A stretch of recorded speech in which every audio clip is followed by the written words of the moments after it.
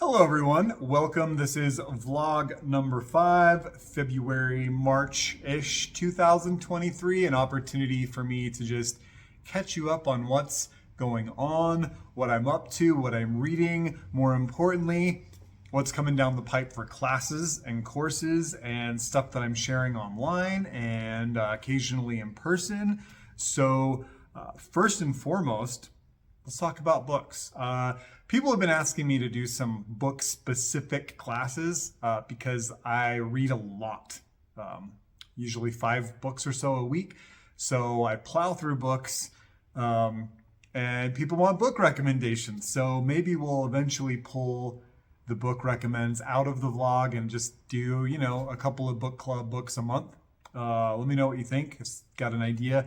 So this week, and also this month and last month and probably next month, I'm focusing a lot on diving into as much Anglo-Saxon plant lore as I can, really looking at some of the plant medicine traditions of my ancestors and looking at the ways that Anglo-Saxon paganism and Anglo-Saxon plant medicine influenced English and British folkloric plant medicine customs. So this has been a really good journey for me. I have a few books to show you for folks that might be interested in looking at this stuff. I know that some of the authors that I'm reading right now are not super popular. Some of them get a little bit of slack, and that's okay. I am also going to try to remember to share one YouTube video with one YouTube channel with you as well. So the first 2 that I've been going through quite a bit lately are by Alaric Albertsson, and he's a member of Vrylak Faemanna, which is kind of how I found his work. And I think he's one that some people kind of look down on because he got his start in Raymond Buckland's Sax Wicca, Saxon Wicca, and for folks that are trying to really embody as much of the ancestral lore and traditions as possible in a modern way, generally they want to stray away from the Wiccan stuff because it's not really in line with academic paganism. But I found a lot of really good information here, and actually reached out to this author and have been engaging with him about some stuff that's really cool that hopefully we'll be able to talk about openly soon. So 2, and I think they should be read in this order, Travels Through Middle-earth, and this is actually a brand new edition. It just came out last week. So this is a book that he wrote a long time ago, but this is an updated edition. I've really appreciated it. Travels Through Middle-earth, The Path of a Saxon Pagan, and this one he gets into who were the Anglo-Saxons, talks about the gods, sacred spaces and altars, the elves, which is very important in my work, magic, mead making, some rituals, sacred dates. And then in the next one, Saxon Sorcery and Magic, which I actually read first, but I wish that I would have read this one first. Weird working, Runecraft, Divination, and Wortcunning. You always will have me at Wortcunning. Really actually very good section in this book on Wortcunning. I was quite happy about it. This is all about magic through Saxon/Anglo-Saxon pagan lenses, and a lot on the Futhark runes, which are different than the Elder Futhark, the Younger Futhark, the Norse runes. These are different. There are 33 of them, and they have a poem that goes with them. So each of the Futhark or Anglo-Saxon runes, or English runes they're sometimes called, has a little poetic stanza that kind of embodies the mystery of each of those runes. And that really speaks to me. I've never been somebody that works with runes. I do a lot of divinatory work directly with plants and plant material, but I'm thinking about, maybe dabbling in the English runes a little bit. So 2 really good books. Travels Through Middle-earth and Saxon Sorcery and Magic by Alaric Albertsson. Very, very good. Next is another relatively contentious book, tiny little book by Edred Thorsson. On this one, for whatever reason, he's just Edred. But this is Witchdom of the True. a study of the Vana Troth and the practice of Seether.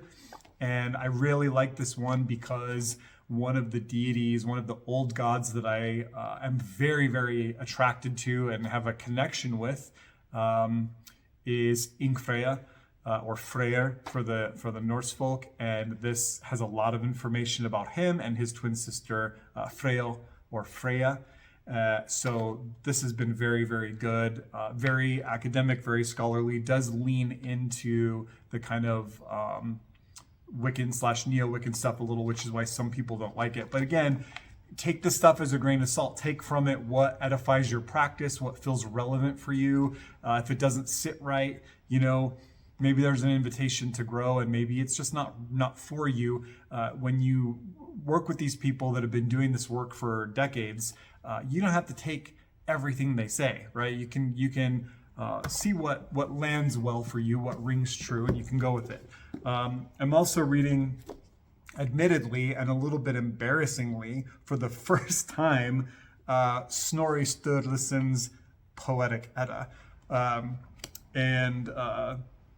Sorry, this is prose Edda. I'm also reading Poetic Edda, but prose right now. This is prose, and this is the Everyman version from, who did this?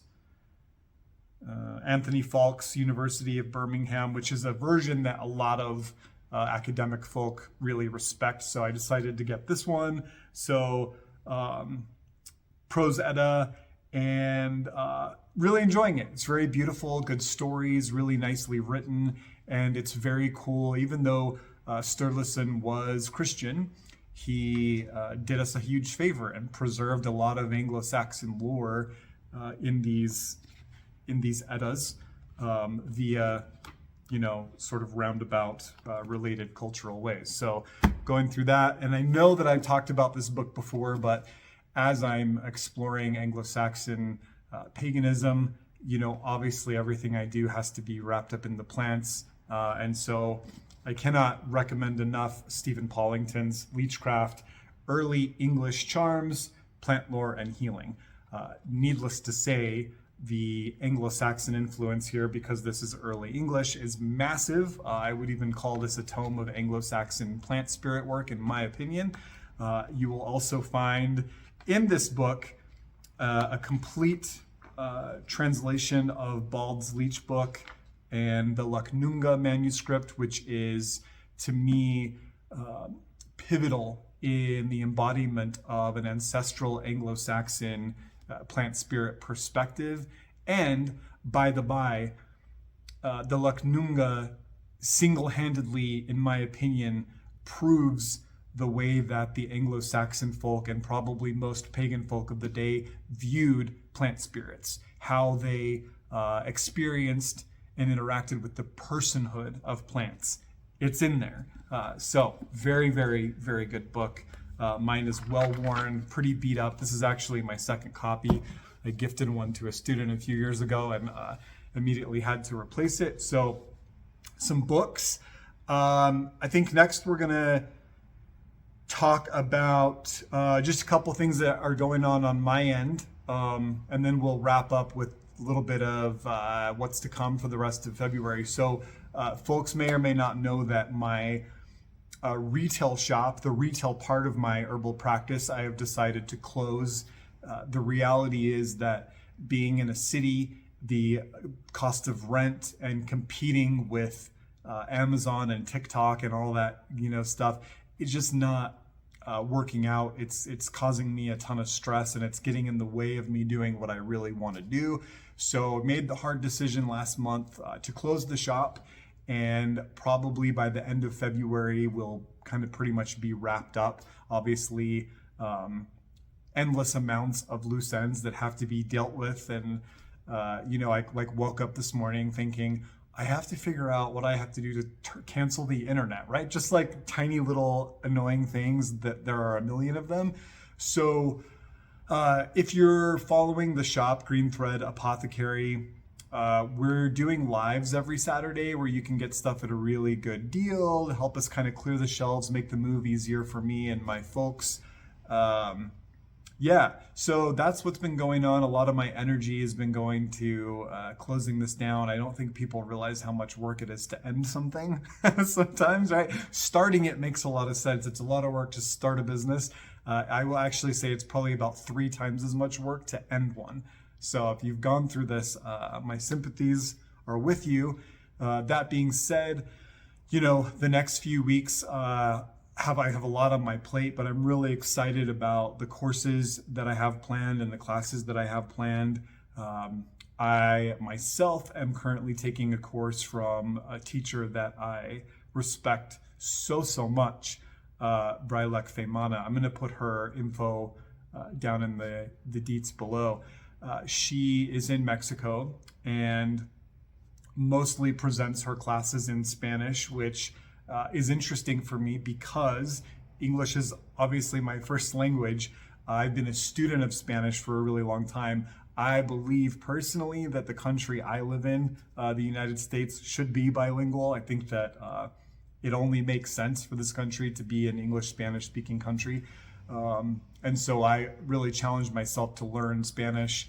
And I'm not fluent by any means. I'm barely proficient, but enough that I can take these classes from Vrylak and, probably pick up some stuff. I'm sure I'm missing a lot of power and a lot of nuance, but the class that I'm taking right now is a 5-part series. We meet every Saturday evening, and it's Arte de Salmar, which is just a beautiful expression of various influences, Peruvian, Mexican ways of working with smoldering herbs is kind of the best way that I can describe it. Working with sacred fire and sacred tools and herbs being fumigated and smoked to cleanse, to purify, to bless, to invoke.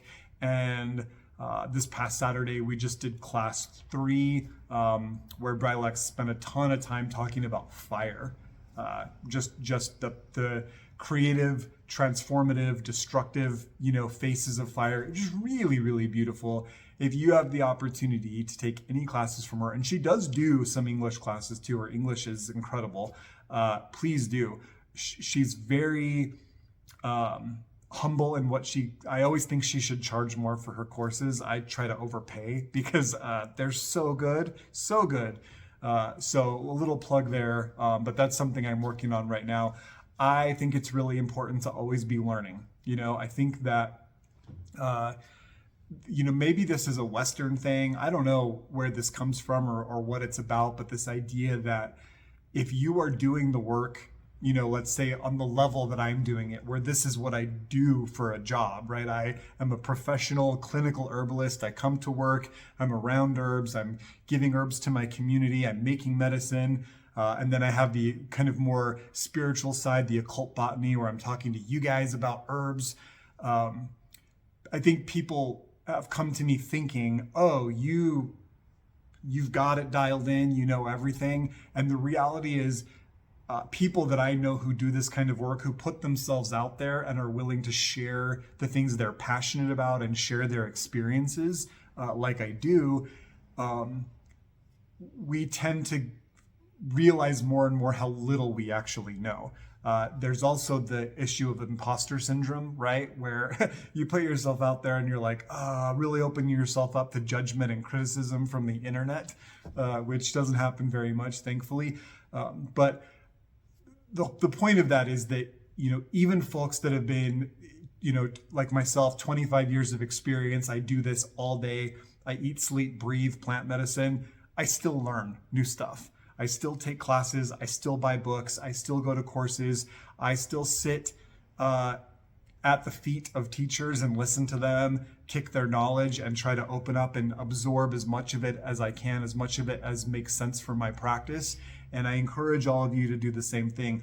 You never want one voice in your head, right? I talk about this a lot. I did a video a while ago about sacred apprenticeship and the way that I think this kind of work should be learned, especially the way that I do it, where my style of herbalism is not limited to the clinical, the physical clinical expression. I practice a cunning style of plant medicine, that there's magic and ritual and medicine and prayer And all of that is all wrapped up in it, the way that all of our collective ancestors have always done this. You never want one teacher's voice to be the only voice in your head. You never want to assume that one book has all the answers. So I think one commonality of people who really excel at this work is that we are endlessly hungry for more. Like the minute we get a little bit of something, we have to go dive all the way in and keep getting more and more and more until we find a way to embody it, because there is no mastery in plant spirit work, right? There's just going deeper and going deeper. So take the classes, support the teachers. If they're teaching, you can sit with somebody in person. So awesome. If not, so many people are doing online stuff now. I'm really taking advantage of it because where I live, there's not a lot going on, right? So the fact that I get to go home on a Saturday evening, 5 o'clock, and put on Zoom and spend 2 hours sitting with Vrylak, who's in Mexico, is pretty incredible, right? Like we have to a certain degree, pay our obeisances and reverences to the gods of the internet, because it's pretty awesome. So with that, I have cracked open my schedule for February. So I'm going to just tell you a little bit about what's coming in the next couple of weeks. I don't have much planned for March, but I do want to tell you about one March thing. Before I do that, I just remembered that there was a YouTube channel I was going to tell you about that I didn't. I'm going to put a link to this in the section below, but Survive the Jive, easily one of my favorite YouTube channels when it comes to Indo-European, Anglo-Saxon type good stuff. Really engaging, really fun. I'll put a link down there. You can go check it out. So what's coming up? I'm recording this on Valentine's Day, February 14th, 2023. So tomorrow, I will be posting this vlog publicly. I will be releasing the ancestral work class that I did for folks on Patreon. I'll be releasing that publicly. Now, this is something I do. I get a little flack from it. I'm going to do it for as long as I can.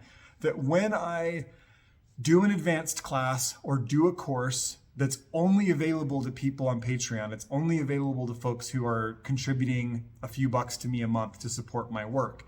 Eventually, usually 5 or 6 months down the road, I go into YouTube and I change that from unlisted to public. It just goes public, and then anybody can watch it. They're watching it, 6 months later, and I generally will turn the comments off. So I'm not engaging, answering questions anymore on that video. It's just a lot of, my energy and my time. I'm willing to do the classes for free. That's fine. But at a certain point, I have to reel it in and focus on, the folks that are in reciprocity with me. So the point of me bringing that up is, if you can't afford to contribute to my work on Patreon or to buy my advanced classes, you're probably not going to miss out on much. Eventually, I put everything out there for free. Accessibility is very important to me. I went through about a 12-year phase in my life where I was very, very sick, very ill. It was very hard for me to work. And had people been putting, more accessible stuff out there that I could get for either low cost or no cost, it would have really changed things for me as a young person. So I try to, return that favor. So that's there. Release Ancestral Work is happening tomorrow. And then on the 16th of February, this month's advanced class will release on Patreon. And again, 5 or 6 months from now, it'll eventually make its way public. And this particular one I'm very happy about as we come into the spring, which is on crafting a localized practice of bioregional plant spirit work. We are talking about how to engage with the plants of place. And there is a 10 plant challenge embedded in this class that I hope everybody who takes it will do, and you will wow and impress me, and you will share with me, and we will learn from each other. I'm very, very excited about that. So that comes out Thursday the 16th. 17th is our free community class. I do a free class on YouTube every Friday. This week we're talking about strewing herbs as a way to purify, cleanse, and bless a space. Very powerful, very beautiful ritual, simple. So if you haven't subscribed to this YouTube channel, please do that. Hit the bell icon, then you get notices when all this stuff drops. On the 20th on Patreon, I do my Q&A call where I allow people to ask me questions, and then I respond on the last day of the month in a video. You can find all of those for free on YouTube and see what kinds of questions people ask. Next Friday, the 24th, our class is going to be on studying monographs and my favorite materia medica. So a little bit of a book class. That'll be fun. And that morning at 11 a.m., I will be interviewing on Instagram Live Mr. Kobe Michael of Poisoner's Apothecary fame. And we will be talking about Botanica Obscura Conference, which I am presenting at on Sunday, March 19th at 8 p.m. Eastern. This is a late class, but we are going to tear it up. So Botanica Obscura Conference, I'll put a link down there. Monday the 27th, our new course starts on Patreon. This is 10 Foundational Allies. It's basically an essential herbs course, 10 desert island herbs for first aid, for shock, sickness, trauma, all that stuff. And that'll go for 10 or 11 Mondays. There'll be a new class that comes out every Monday on Patreon. 6 months after it finishes, it all goes live. What else? And then March 3rd, our Friday class, I'm pretty sure is going to be about my 2 books. I think we're going to do a reading and we're going to talk about the books and look at what's in there. So we got a lot of stuff planned. I generally post a calendar to Instagram, my website, and Patreon on the first day of every month, showing you what's coming. So if you want to buy in, you know what you're getting for your hard-earned cash. And one other thing I'll link to below is I just released a premium class. This is a 2-hour, super immersive, presented by a clinical and spiritual herbalist class on smoking herbs. Okay, this is a huge thing right now. Everyone on TikTok's talking about smoking mugwort and blue lotus and damiana, and I've had it. So I put a class together on the ritual of smoking, history, respectful applications. We talk about 19 individual herbs specifically through the lens of smoking. Then I teach you how to formulate herbal smoking blends like a pro. Then we get into ritual, magical applications of smoking. There is a downloadable 17-page materia medica just on smoking herbs, and an audio guided meditation you can listen to do a herbal smoking ritual. This is a super, super robust class. Everyone who's taken it so far really loves it. It's PowerPoint based, so there's slides and notes and downloads, and it's very cool. I'll put a link to that down below. If you're interested in this, or if you're sick of the basic garbage that's going around about smoking herbs, or if you're concerned, or if you have an intuitive hit that there's something more to this and you want the magic, the link's down there. Go sign up, come hang out with us. It's very, very cool class. So with that, send you out into your February. Happy Valentine's Day. That's today, whatever that means. And I look forward to all the good stuff we have coming down the pipes, and I will see you very, very soon.